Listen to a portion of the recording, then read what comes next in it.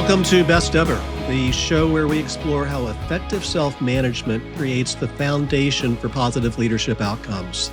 I'm Scott Eblin, and in every episode, I sit down with notable leaders to uncover the routines, mindset shifts, and strategies that have helped them lead at the highest level, and the difference that's made for their organizations, families, and communities. Today, I'm excited to talk with Scot Wingo, a serial entrepreneur with a wide range and a cornerstone of North Carolina's Research Triangle Park. Scot's entrepreneurial journey includes founding and exiting 3 successful companies: Stingray Software, AuctionRover.com, and Channel Advisor. From there, he co-founded on-demand car care service Get Spiffy that operates in more than 30 major metros around the U.S.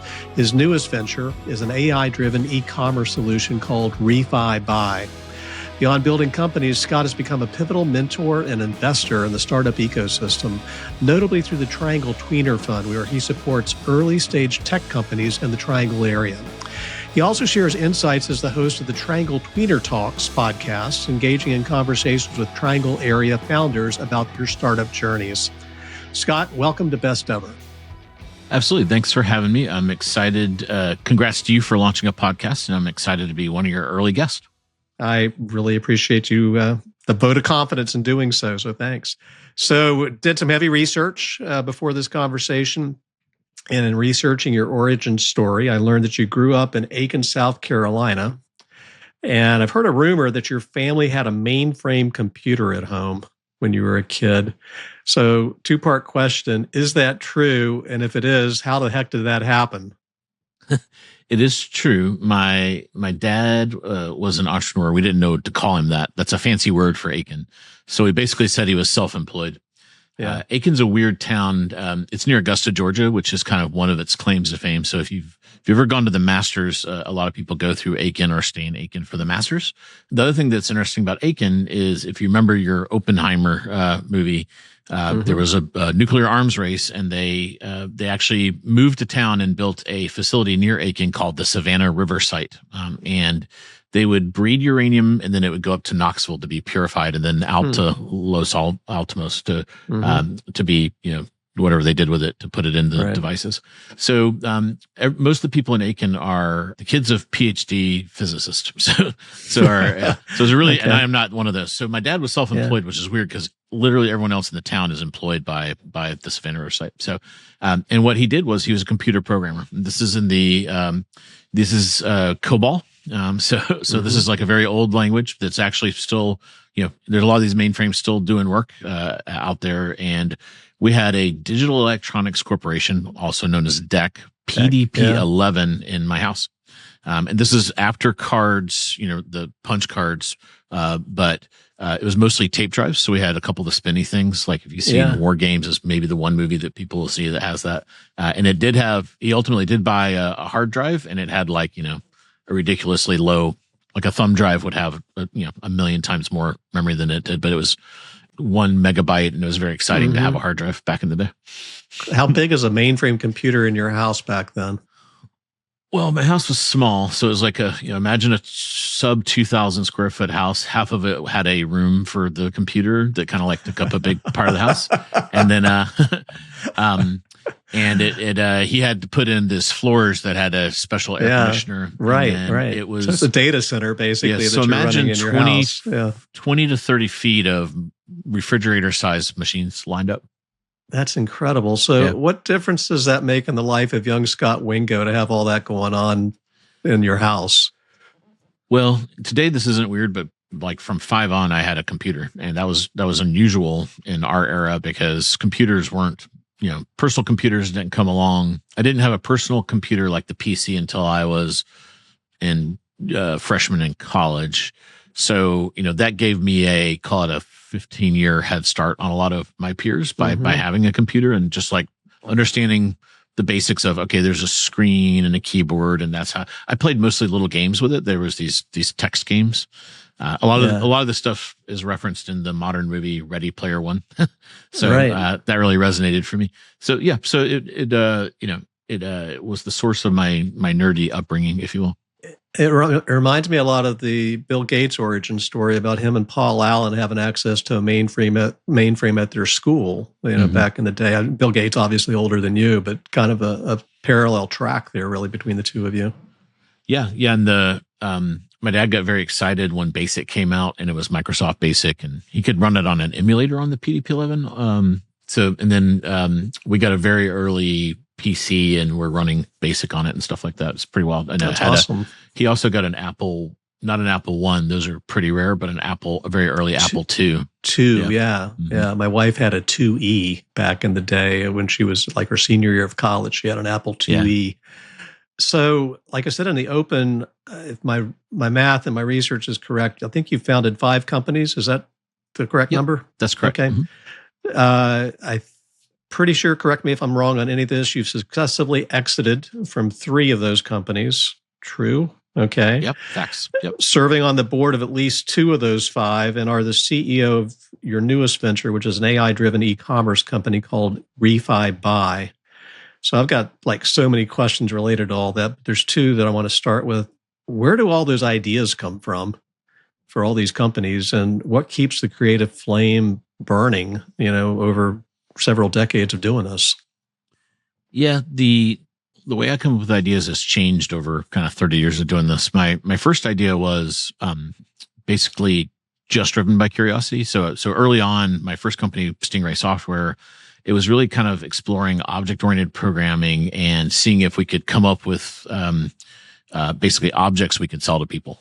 So it's what we would call dev tech. So our customers were developers, and we came up with class libraries we would sell. I want to interrupt you for just a second, because for people like me who may or may not know, because I'm not a tech guy, what's an object in the context of object-oriented programming? Yeah. Early programming was very linear, meaning like you would say, all right, I'm going to take this 10-step process, and the algorithm is that's how the code would work. And then we had object-oriented programming where you said, well, there's this database object, and there's a user object and this object, and then they interact in a certain way, and you could solve harder problems that way, basically. And it kept, in the linear programming world, the non-object oriented, your code started to get all gobbledygooked together and hard to kind of like, as the complexity went up, it became increasingly hard to manage the software. So object-oriented programming gave you a metaphor for separating it into what we'd call anamorphic. So the objects that tended to be in the real world. If you will. Okay. Yeah. Got it. Yeah. Thank you. So I got you off track there with where the ideas come from was really the core question. Yeah. So that first company was basically, I loved this whole new way of doing things. And it was basically like, how can I think there's an opportunity to get in front of that and sell things to other developers. And because I knew developers, that was like a good first company, because it was kind of training wheels, because I knew we would use this language today. ICP is a startup-y thing, so ideal customer profile. I knew the target audience really well, which was basically me. I was kind of like building stuff I would use. Okay. Yeah. Yeah. There's an old rule: if you want to write a book, write what you know. So I guess that was the same thing for you, right? You programmed what you knew, or what you programmed for people like you. Yeah. A lot of people, Rick Rubin, has been making the rounds. He's got this music producer that's produced everybody. He's fascinating. And he looks really squirrely, but everyone's like, what's your secret? He's like, I make stuff I like. And that was like my first company. So, yeah. Mm-hmm. Awesome. And so what's kept you motivated through all this over the years? A lot of people would have stopped by now with all the success you've had. Yeah. So a couple things. My dad always said, find something you're good at and do more of that thing. So this is the one thing I'm good at. I've tried a bunch of other stuff, and this is basically it. And there's something magical as a software person. I love the magic of coming up with an idea, building a team, and executing on that idea, and turning in software. We can literally create value out of nothing, electrons and ideas. And there's, as a software person, that's kind of like what it's all about. And I love that. Yeah, that's awesome. So you just mentioned the team. I definitely wanted to talk about Get Spiffy, which is such a cool company name. So give us the tweet length description of Get Spiffy, what it's all about. The tweet length would be car care that comes to you on your terms. Love it. Yeah. So car wash, tweet. detail, tires, whatever you want done to your car, we can do that. But it's really kind of expanding on. I do a lot in e-commerce, and e-commerce is the traditional product-driven world going digital. Retail going digital, and I think services are going to go digital. So this was kind of a big macro meta trend. This kind of goes back to the idea. The idea there was, what's a huge meta trend that I can try to build a company in a bigger kind of thing than I've done before. And this trend of, once products have gone digital, now once you can have a digital experience, Uber really kicked this off. Really changing how we think about transportation. But what does that look like? And that was the idea of Spiffy. That's awesome. So again, just doing the research and the homework, I found this great phrase that you use. You've got really highly trained employees that are doing the detailing, right? And your goal is to have the customer do a happy dance when they come out to their driveway and see their really sparkling, clean car. Maybe looks better than it did in the showroom. That takes from my experience as a leadership coach and an executive myself a long time ago, that takes a vision and a lot of consistency and training to deliver that kind of experience in 30 metros around the country. I mean, you're literally coast to coast with this business. So you were the founder for many years. You're the CEO. What's the role of leadership in bringing that kind of vision of consistency to life? How does leadership play into that? Yeah, well, first of all, you have to plant the flag, right? So saying that is the flag. Like, what should the goal be? So the outcome we're all gearing towards, and this is like everyone in the company, from the technician is the tip of the spear because they're doing the service, but the whole the customers using an app, they're talking to customer service. All those things are being built by our engineering team. The van, we have a lot of hardware in our van that was built by a team. So you want to make sure that customer has a perfect experience, and then you work back from there. And if you can get everyone to buy into that, then it becomes a systems problem. And I've learned a lot of this from really studying Amazon and Jeff Bezos. He's a systems engineer, and Amazon and I would put Starbucks kind of in this, of companies I admire and that can do the things you said, consistently delivering on a very high customer expectation that they themselves set. So a lot of it has been studying that and building the systems necessary to go do that. What about the people part of it? I mean, systems are key, obviously, and people are part of the system in some fashion, right? So how do you get people excited about that? How do you find the right people? I'm just fascinated by how do you do that from market to market and make it work with the people part? Yeah, it's kind of a confirmation bias in a way, because when you put that out there, that's what you want to do, the people that tend to work for you want to do that. So people are already kind of like signed on. All right. And Spiffy has this interesting world where we have our skilled labor and then our headquarter type people. So the headquarter people are a bit easier. The skilled labor is harder. But what you find, our core technician, and they are our employees. This is not a 1099 model, which we decided if we're going to deliver this awesome service, we have to like own it, right? So what we found is they're typically, they skew male. This is typically an outdoor job. You kind of you want to love cars. There's a bunch of women that love cars, but, so we're like 85 male, 15% female. Interestingly, our females tend to score a little bit better because they're more detail oriented than the fellas. Oh, that's true. Yeah. So the pipeline is less, but we would love to have, I would love for it to be like 60, 40, or the data says 80 to like flip it around, but we can't control the pipeline. But it's really interesting. This was like an unexpected part of this because I've never had anything with that skilled labor component. The skilled labor world's kind of a mess and really rough on people in that world. So they end up in, most of the jobs are dead end jobs. So a lot of the people we would find, most of them did not complete high school because they were, they were underrepresented type categories of folks, usually Hispanic or Black. They didn't value the education system. They dropped out for whatever reason. It didn't adapt to what they needed. They had lots of family stuff going on.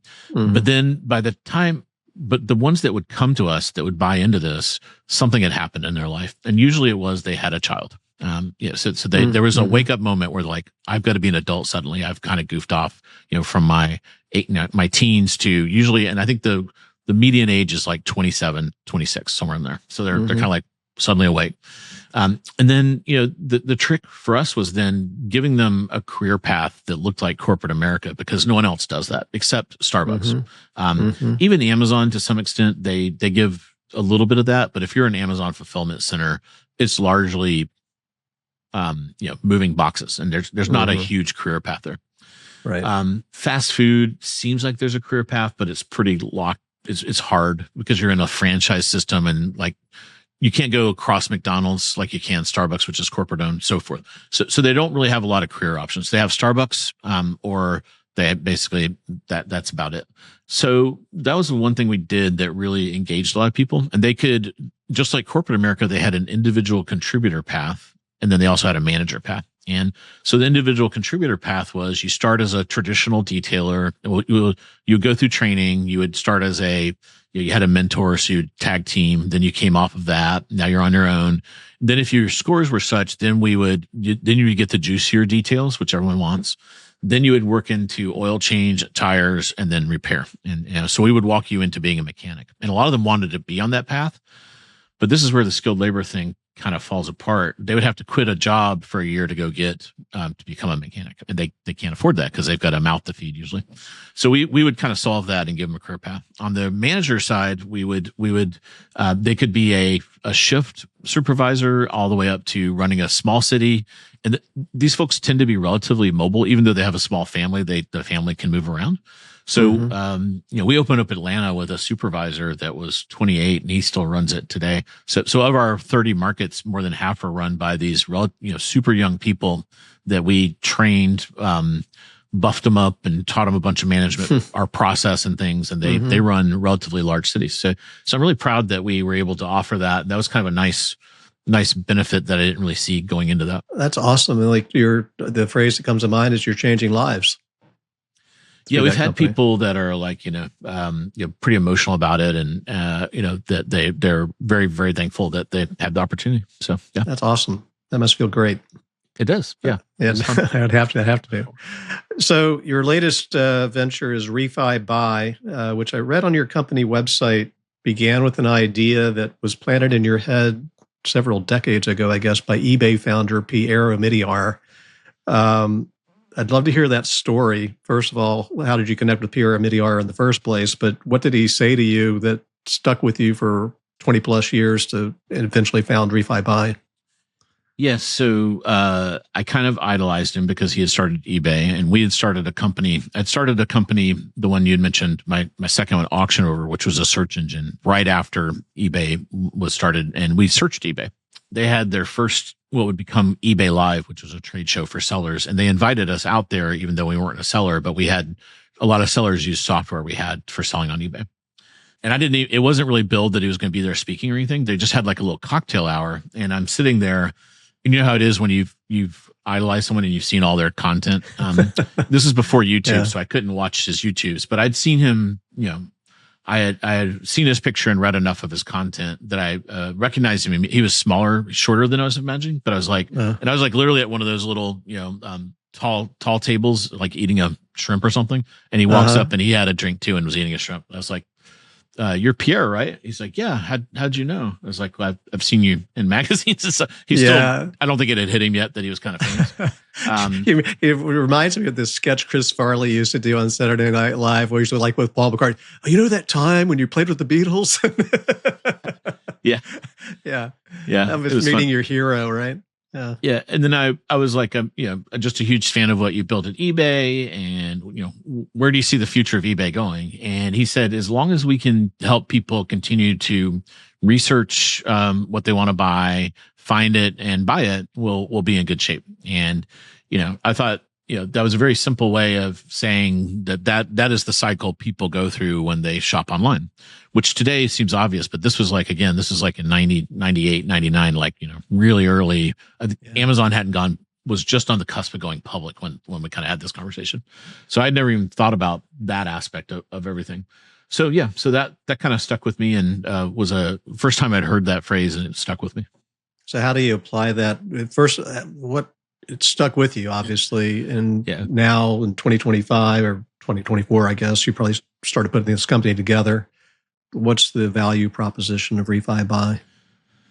Well, It's interesting. E-commerce has slowed down dramatically. And if you look at other countries, they're way ahead of us in adoption of e-commerce. So if you look at countries in Asia, they're at like 95, 98% of e-commerce. Out there, they call it O&O, online and offline. There's a total harmony between a store and online. And here, we're at 17%, and we've almost flatlined. Like, it's growing very slowly now. It used to be growing 3 times retail, e-commerce versus retail. Now they're growing in line. So that means our adoption rate has slowed dramatically. Even if you look at Europe, most of the countries there are at 30, 35%, and we're at 17. And, I think the reason why is it's gotten harder to find products. There's all this data coming out that there's so much out there and so many venues and so many things. It's hard to find what you're looking for. And we haven't revealed exactly what we're working on, but that we think we have a clever way of using some of these new AI technologies to help retailers with that and have a better buying experience it's kind of inverted. So right now people will find a product. Let's take, you're new to podcasting. So let's say you were looking for a mic. You probably found one you thought was interesting, and then maybe you saw a bad review. Then you went on to a next one.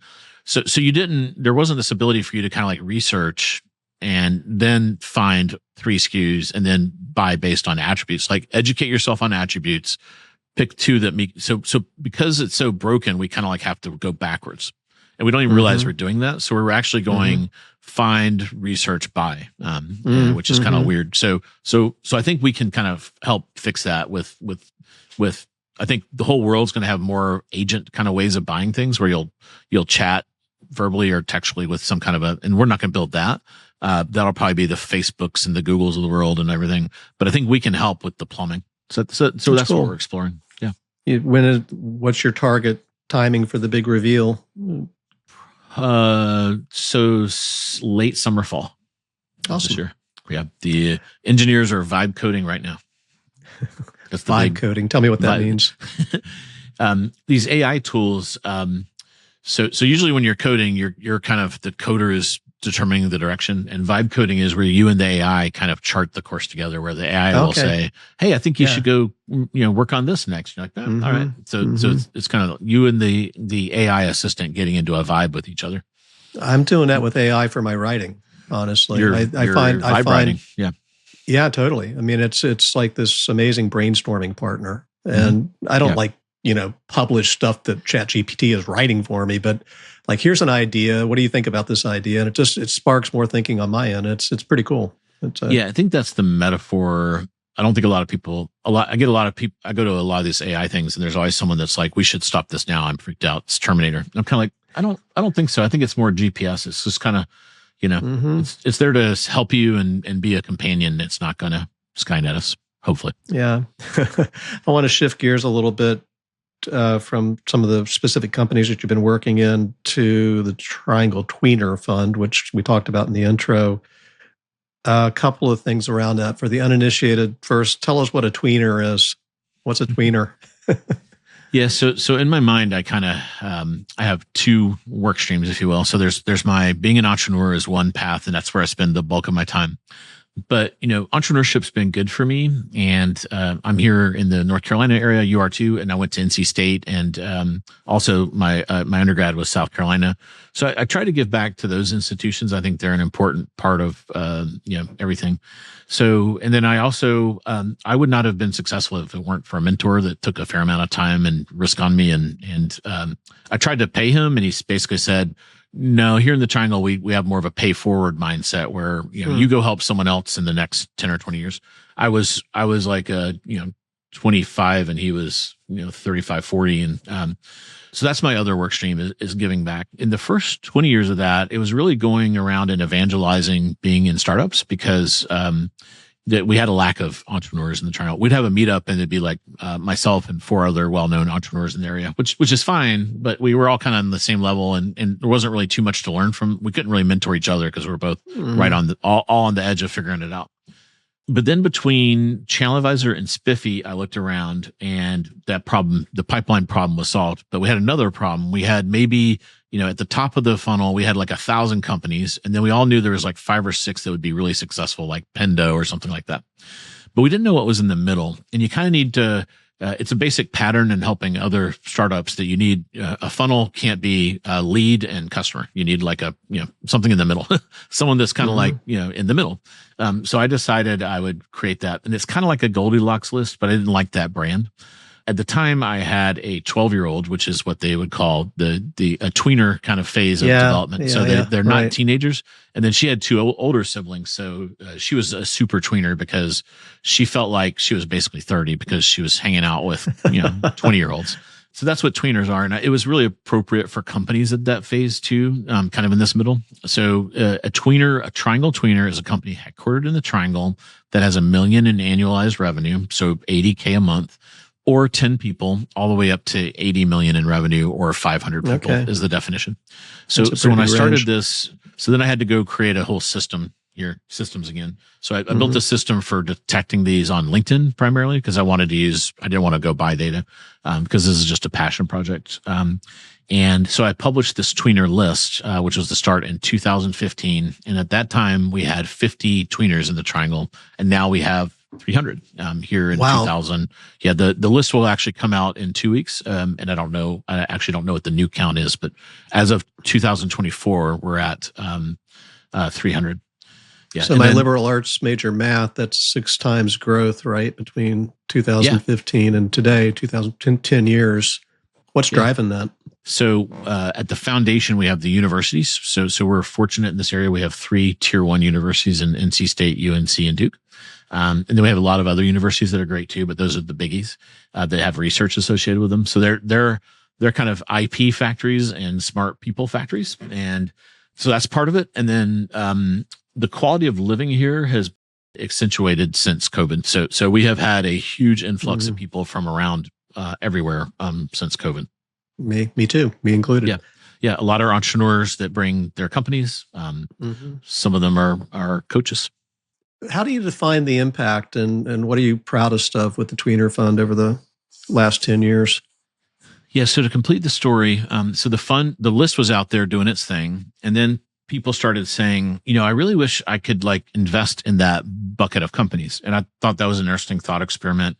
Right around COVID, I started getting requests, and it took a couple of years to figure it out. But in 2022, we launched the Tweener Fund. And what we do is, the analogy would be, if you're familiar with stock market investing, Warren Buffett would say, don't pick stocks like I do. It's my full-time job. You should invest in an index.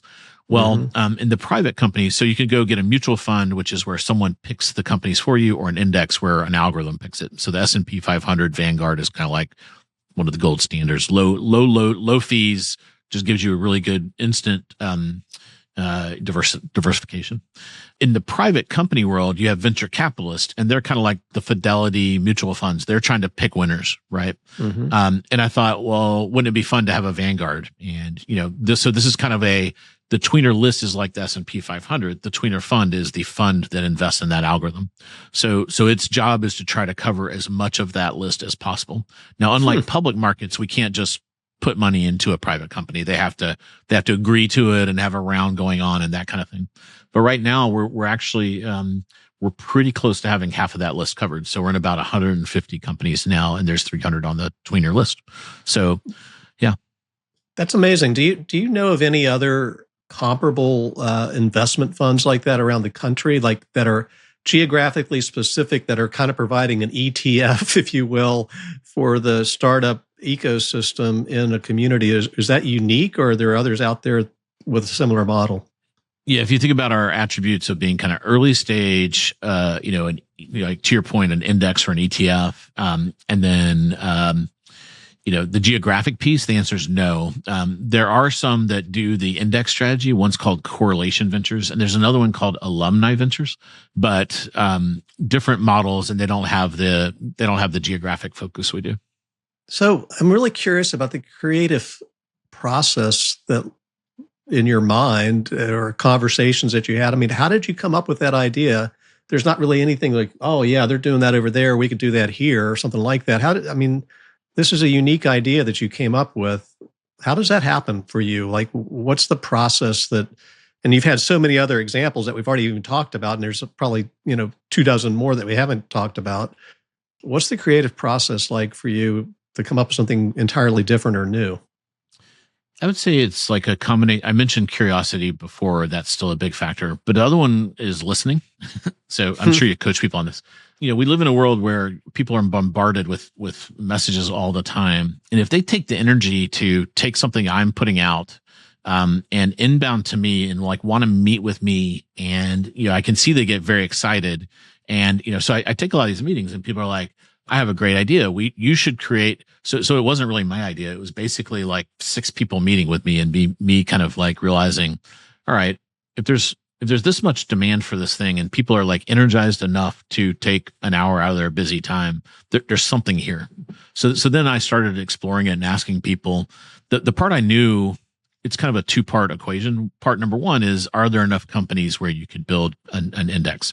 And I knew the answer to that because I kind of cheated on it and had the tweener list. So I knew there was a lot of companies. The part I didn't know is like, where am I going to get investors? So then I met a lot of people and said, would you invest in something like this? And within the first 4 minutes of the pitch, they're like, you can stop. Where do I sign up? And I was like, okay, I think I'm onto something. That's awesome. Yeah. Really cool. It's kind of a post-COVID psychological thing where, it's like you're new to this area, but you chose it for a reason. You probably don't plan to move soon, and people want to support the area, and they, this community. So it's like I think COVID accentuated people's need for a community and a desire to support it. Yeah. A lot of times philanthropy is good, but it's not circular.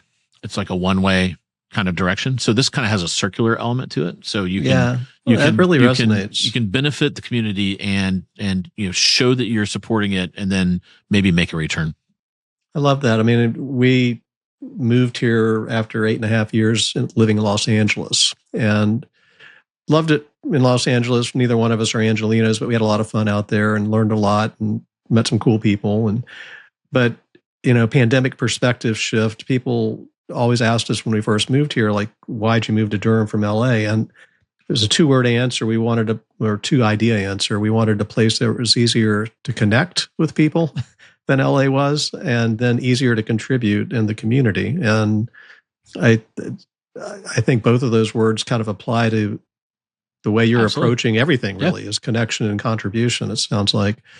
Talking about mentoring, you mentioned you had a mentor early when you were 25, and you had a 35 or 40-year-old mentor. Who's, without naming names, you can if you want to, but who was the best mentor you ever had, and what made them such a great guide to you? I'm really more interested in the characteristics of that person than I am the specific person. Like, what did they do for you that made such a difference?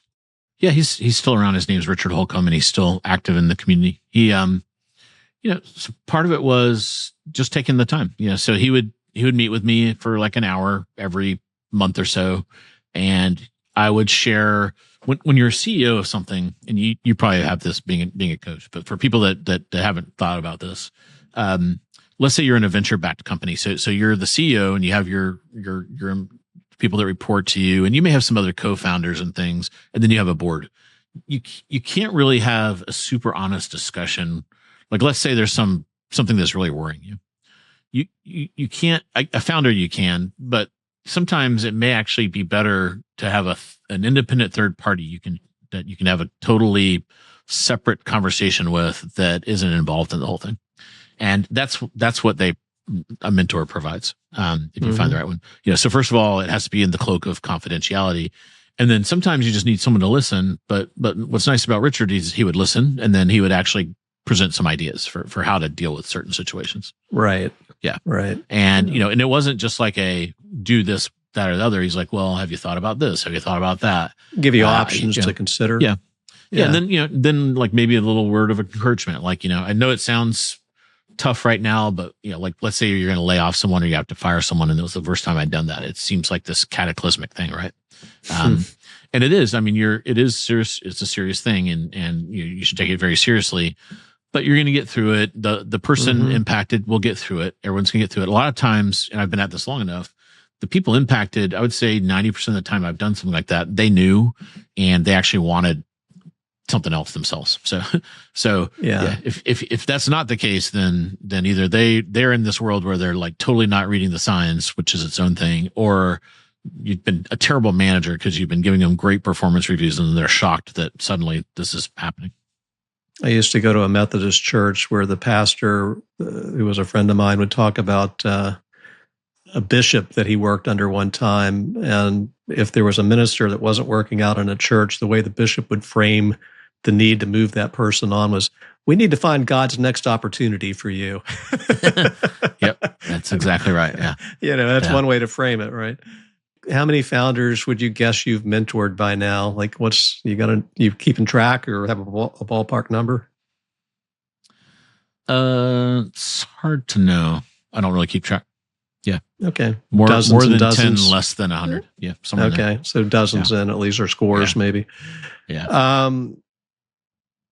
Patterns. I'm curious. Pattern recognition. What would you say are the best practices of the people that you've mentored that have really just hit some home runs? And what are some common pitfalls you've observed with folks that maybe they hit home runs, but they stumbled here and there along the way? Probably everybody does. So best practices and most common pitfalls you've seen as a mentor to founders. Yeah, I don't know if it's a best practice, but like at the foundation, the folks that tend to do well in this space the best, they have grit, and this is hard to measure. I had an investor one time say, "Well, how do you evaluate these early founders when there's not?" I just said, "I look for grit," and they're like, "How do you see grit?" And I was like, "That's a good question. You can kind of tell." It's like one of those things, like, it when you see it. So to unpack grit, it's like a high clock speed. So someone that's like just like really at an executional pace that you wouldn't see in corporate America, for example. Someone that can change their opinion relatively rapidly when data emerges is important for a founder, because you're constantly having to navigate through complex waters. And if you get, there's a fair amount of technical founders that get like locked in on something and they won't course correct. I don't know if those are character attributes or best practices, but that's kind of a foundational thing. And then as far as best practices, and there's all these accelerators and incubators and things, but and a lot of this depends on the cycle of the company, but most of the companies we're dealing with there's this product market fit concept where you've got an idea and you're just trying to figure out who is my customer and how do I build the thing to meet their needs. And this is like the Darwinistic part of startups, the super primordial soup. People that are in there, they spend a lot of time talking to customers and listening and course correcting based on the data. Once you're out of there, then it's a different skill set. This is the other thing that's hard and why a lot of founders don't, because once you're through product market fit, your aperture is wide open. You're just taking in all this stuff and everything's available. But once you get through, you now need to go into hyper focus mode and kind of just like pound the more button and say, all right, I'm at 1 million in revenue. How do I get to 5 million? And the answer is not another product, go international. And we're inherently a little ADHD as founders. We like shiny bulbs, and we'll be like, squirrel. So then someone has to be able to flip that bit and go into like grind mode and say, all right, I'm going to bear down and I'm going to sell more of this thing I know is working. And I may make tiny course corrections, but I'm not going to like go, all over the place and have a strategy that's just totally crazy. So that's another best practice for this kind of what we'd call pre-seed and seed phase that I'm heavily involved in. I want to pick up on the 1 million to 5 million transition, that you talked about, the more button. So you're scaling your company. A premise that I have is, as you scale the company, you need to scale yourself, that you're eventually going to you're going to become the bottleneck. You're going to become the cap on growth. I guess the first question is, do you agree with that? And if you do, or if you don't, I want to hear that too. But what do the better ones do around scaling themselves as their company grows? I do. They, if you do the math in my software world, 10 people, the average revenue per employee is 100K, right? So 10 people is $1 million, and to get to 5 million, you need 50. That's, so that's a different, managing a team of 10 people who are total, aligned and, we could use, there's a lot of different metaphors. There's the bullets and barrels metaphor that's kind of big in my world right now. There's VC use this one. And then there's like the mercenaries and missionaries kind of thing. But in a 10-person company, everyone is like 100% bought in, and they're not there for the money. They're there for the mission. So they're missionaries. And then, once you get to 40 or 50, you're going to have a smattering of people. You also need to go from everyone does everything to everyone's focused. And those are the things where especially first-time founders struggle. So some of them may come from big companies and they overmanage the 10-person piece. Some of them are individual contributors learning how to manage, and they undermanage the growth from 10 to 50 people. The one characteristic I would say is if they can know they're in over their skis and ask for help, then everything will be okay. So that's where I'm sure you get a lot of those phone calls, but that's where people kind of make it through, is they kind of realize they need help and they're willing to take it. Mm-hmm. So what's the first sign in your own experience or your observational experience? What are the first few signs that you need help and you need to ask for it? Yeah, if they're burning out, if they're working 80, 100-hour weeks, and that's usually a symptom that something's going wrong. That they're not. Mm-hmm. They have a relatively good sized team. Now, if they're a one-person shop, then no, that's not it. But they start to miss some numbers. They can't. They really hit a hiccup in that growth from getting to 1 million is and it's a different skill too. Getting the first 1 million is hard. The next 1 million is not as hard, but then like somewhere between there and 5, it gets hard again. And then you'll see a little bit of a stumble in there, a little bit of a chasm that they can fall into. Mm-hmm. Mm-hmm. Yeah. Usually, the other data point we would look for is a spike in churn, because to get to 1 million, you're getting good at like this first muscle, or motion, we would call it, which is how do you sign up customers, or go to market. We call it go to market motion. And then, to get from 1 to 5, you have to keep those customers and keep adding them on top. If they're churning out, then that will be what happens, is you'll start, that growth will fall in on itself, because those customers aren't stacking, they're being replaced, and that will ultimately catch up to you. Yeah. So those are symptoms that something is not being built right in the company, and it's always the CEO that's accountable for that. Mm-hmm. And I wrote a book called The Next Level, and it's about the behaviors and mindsets that you either need to pick up or that you need to let go of as you're taking on bigger and bigger jobs in your career. It's kind of a corporate book. And I've asked a lot of people, which is harder, picking up or letting go. What would your answer be between the two, picking up or letting go? Which one's harder?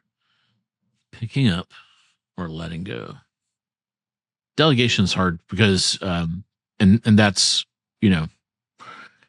that's where people that come from corporate America don't do great in startups, because they're used to hiring people that are a big delta between them. Because in corporate America, if you hire someone at or above your level, they can be a threat. So they're trained to have like a bit of a gap in there in capability. So, but in a startup, I want to hire people that are smarter than me, because, especially in like, I don't code. So or have they're smart and they have a different skill set than I do. And if I'm not delegating to them, I hired the wrong ones. That's the basic mentoring that I'm sure you've given a million times, is like, it's either you or you don't have faith in that person. So therefore, if you have the wrong person in the seat, you might as well, why are you paying them if you're doing all the work? Yeah, totally. The way I frame it, if I've got an audience full of 100 leaders, I'll ask them to raise their hand. How many of you have ever been called a go-to person? Everybody raises their hand, right? Mm-hmm. What do go-to people do? They get stuff done. That's the number one answer. And I always joke, it's a great thing to be until it's no longer a great thing to be. Until you're and it ceases to be a great thing when it just because it doesn't scale, right? And so they need a team of go-to people. That's the shift. Is from being the go-to person to building a team of go-to people, which is kind of what I hear you saying. Hire people that are smarter than you. How do you convince an ambitious, super smart entrepreneurial founder who's working 80 to 100 hours a week to let go of that lifestyle? And what do you want them doing with some of the time that they're not dedicating to working 80 to 100 hours a week? So we're kind of competing with the Silicon Valley mindset, right? And it's like blitz scaling, and you just, you throw your whole life into this. I think in North Carolina, to be sustainable, you should be able to have the balance of a family and a family life and do this startup thing as well. And I've done that. I would argue I'm not perfect at it, but a big benefit of being your own boss is you get to determine your hours. And, so I haven't missed, I have $2 at volleyball and a son that did baseball. I maybe missed one or two volleyball things and maybe a baseball game due to like a trade show I kind of had to go to. But, I haven't missed any of those important life events. And, so I've tried to because I have control of my schedule, I can carve off, 4 to 9 PM for family time, and then I can work around that. Now it means I have to do a crazy schedule, but that's okay because it's worth it because I get to do that stuff. So how long ago did you figure that out, that 4 to 9 is going to be family time? When I was 30. Yeah. So right around when I had little kids and they kind of got out of toddler mode. And I don't know exactly how old you are. I'm going to guess over 50. Yep. 56. Yep. 56. Okay. So 26 years later, you're still doing the 4 to 9 family time thing? Mm-hmm. Yep. Yeah. And your kids are a lot older, right? So what do you guys do together as a family between 4 and 9? So I have 2 out of the nest and 1 in, and we usually try to have a family dinner. So that's kind of a good time to be around the table and talk about the day. Usually watch a sporting event. My daughter loves to do puzzles, so we do a lot of puzzles, board games, kind of more nerdy stuff. Yeah. I love that. Yeah. So then you're going to go back to work at 9 and stay up until what time? Depends. Usually 11, 12, maybe. If I'm kind of under some kind of a serious deadline, I can go for pretty long periods. And I know this isn't healthy, so this is part of the trade-off, without a lot of sleep. So, So that raises the word stamina in my mind. And it sounds like you've got a lot of it. What kind of routines help you sustain that stamina, both physically and mentally, that you need to get so much done? Because you're just doing so much across such a range of spaces. Like, where does your stamina come from? What are you doing to keep that at a high level? Yeah, I don't know the answer to that. Like, my dad worked crazier than I do, so I feel like he was nuts, and then I've been able to just kind of keep plugging away. Yeah. I don't know. I just seem to have a lot of energy. It's a genetic advantage for you. It sounds like there is coffee and so caffeine definitely plays a role. So yeah. Any routines that you follow? And I'm particularly interested in the mental domain with you: physical, mental, relational, spiritual routines that you follow that you think have helped you be a better entrepreneur, a better dad, a better spouse, just better friend. I mean, just any routines that have been particularly important to you over the years and showing up at your best in any particular arena. Yeah, because I can control my schedule. I do make time for, if a friend has something they need or something, I'll just go do that thing. I don't really work weekends, so that's kind of a pretty gated off time. So that's a good decompress. I've always loved podcasts, so I'll use that as a time. I'll be putzing around in the backyard and and I try to keep that stuff at a pretty high level kind of thing. So something that's kind of thought provoking. Usually in one of the areas I'm interested in, like right now, a lot of AI podcasts and that kind of stuff. Yeah, but I'll also mix in a podcast like yours. So I'm always trying to think about, different leadership things, company organizations. I find that interesting. So I just try to keep myself, I'm definitely on this lifelong learning path. So I feel like if I don't learn 2 or 3 things a day, I haven't compounded that. So I need to, even on the weekends, I'll do a fair amount of that. Yeah. The word that has come to my mind in talking with you, Scott, is polymath. You familiar with that word? I mean, it's like somebody who's just like got a lot of horsepower in a lot of different areas. That seems to be you. Yeah. This is kind of part of the fun. For a while I was very myopic, so I'm very good at like going deep on a company, but then it was hard to go into other things. That is where I've been challenging myself to do the Tweener Fund and do operational stuff at the same time. And it was very, very hard at first to do the context shift because I was so used to kind of like, in my mind, everything's a computer. Like I had all the information like loaded and then like I'd have to load in another set, but I've gotten better at that context switch. That's been hard to kind of work.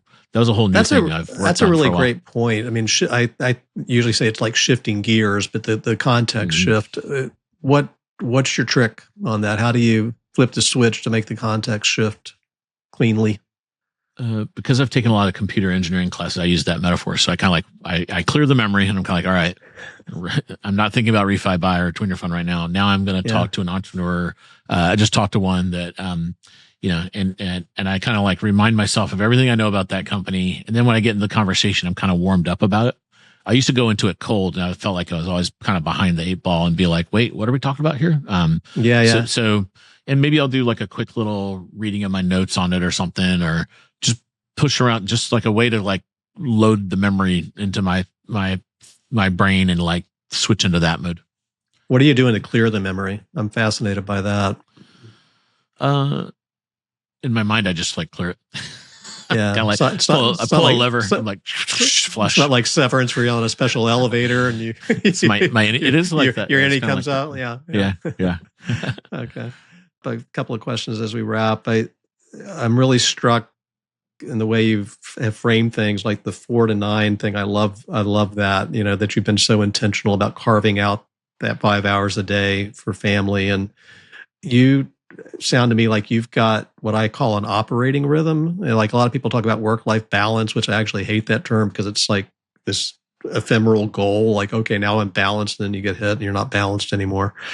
Operating rhythm kind of flows a little bit easier. What's your one best piece of advice for any aspiring founder or business leader in general about how to find that operating rhythm that enables them to build their company while still having a life and generating positive outcomes elsewhere at home? You've given great examples at home. You've really invested in this tweener community and the Research Triangle.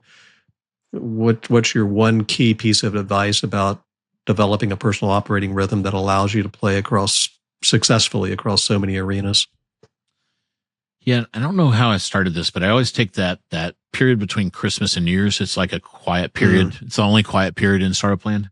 And I use it for a lot of reflection and planning the next year. And then, so I've been doing that for 30 years. So and in there is when I think about how I'm using my time, what I could do better. I always try to like make an adjustment so I can be more efficient. So I'm always trying to like challenge myself to be more efficient with my time.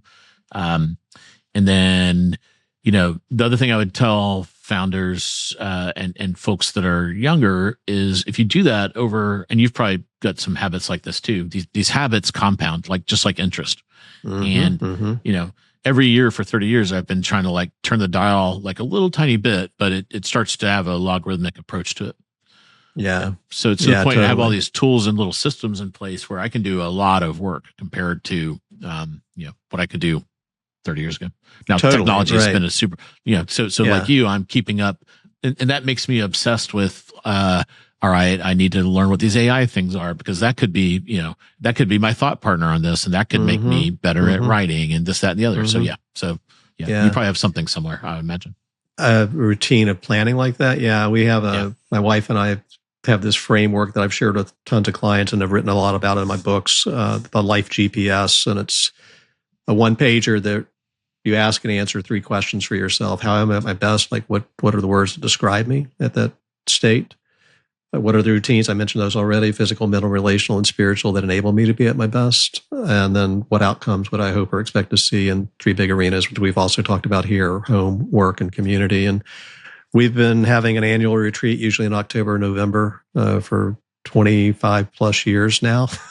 Nice. Where we don't spend the entire weekend doing it because we're not that nerdy, but we dedicate some serious time to revisiting that every year and adjusting it as we go. And it's like you said, it's logarithmic, right? One of my favorite ideas is progress comes incrementally then suddenly. It's like if you keep at it, sometimes you don't see that you're actually making progress because it's just like infinitesimal, but it's the consistency over time. And all of a sudden it's like, oh, wow, how did I get to here? Well, it's because you were consistent and working it week in and week out, right? Yeah. So my last question, kind of fun, and you mentioned podcast a minute ago. You're a podcast guy, I am too. What's been in your ears lately? Like, what are you listening to that's energizing you or inspiring you or shaping your thinking? I kind of zip around by the guest, and I really like Perplexity. Have you played around with Perplexity? No, it's another no. AI search tool. It's kind of like Google meets ChatGPT. ChatGPT now has a web search, but their CEO's really he's really good at framing things. So I've been kind of like digesting his back catalog right now. His name is Aravind. What's his name if people want to search for him? What's his name? I'm probably going to get this wrong. Aravind Srinivasan, so an Indian fellow. Okay. Yeah. Well, I'm going to have a hard time spelling that. I'll email it to you. So okay, we'll put it in the show notes. Awesome. Yeah, Perplexity CEO. That's all they have to search for. Awesome. Yeah. So, okay, we'll listen to Arvon from Perplexity. I'll check that out.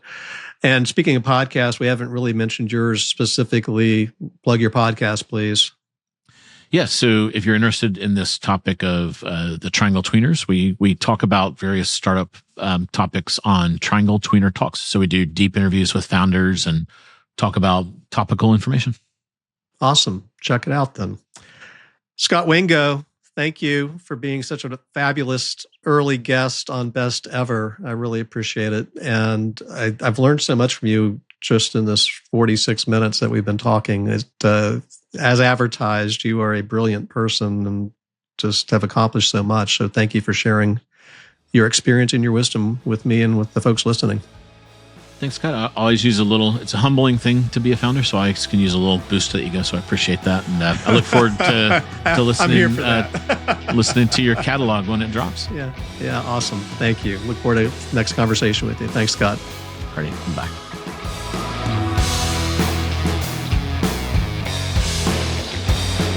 So, coachable moments that land with me from Scot Wingo that I think are worth thinking about and hopefully putting to work in your world. 3 things. First thing, the value of listening. Scott said several times, both in relation to himself and in relation to the founders that he mentors and coaches through his work at the Triangle Tweener Fund, how important it is to listen. His learning strategy over the years, and you don't have to listen yourself for very long to that interview to understand just how bright and intellectually quick Scott is. And there's a lot of brain power with Scott, right? But he has enhanced that enormously through his curiosity, and that curiosity is fueled by his interest in listening. So that's one thing. And the founders that he works with, listening kind of in the broadest sense, like listening to advice from others, listening in some fashion to the data, to the information that's coming in that may conflict with their original point of view. And the best ones, he reminded us, are the ones that have their ego in a healthy enough place that they're willing to change their mind when the data tells them they need to change their mind. That relates to listening, because listening at the end of the day is really about having your ego in a healthy enough place that you can keep an open mind, that you're curious enough to say, what am I missing?